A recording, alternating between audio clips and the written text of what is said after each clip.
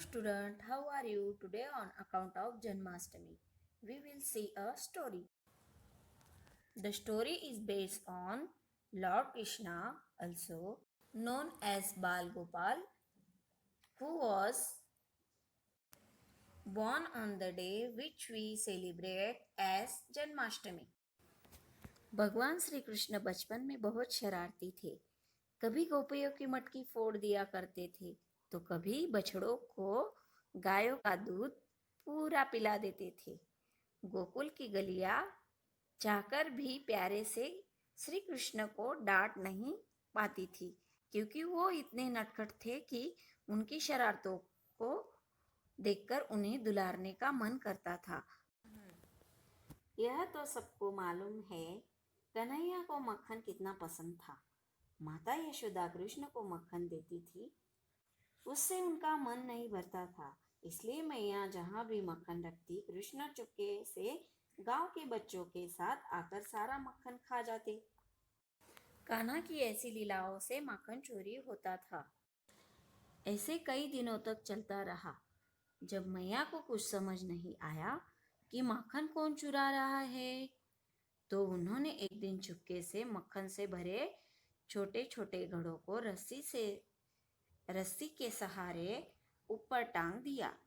लेकिन श्री कृष्ण की नजरों से क्या छुप सकता है।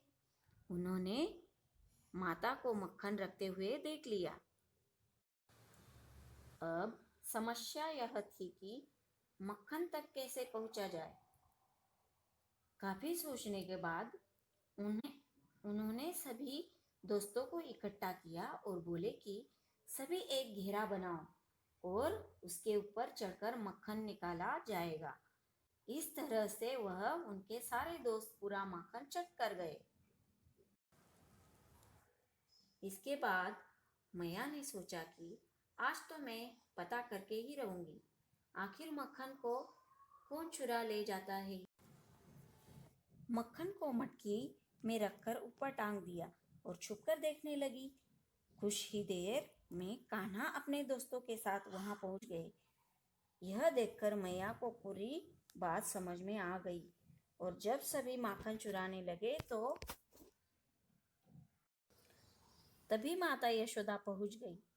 माता को देखते ही सभी बच्चे वहां से भाग गए, लेकिन श्री कृष्ण मटकी की रस्सी पकड़कर झूल रहे थे।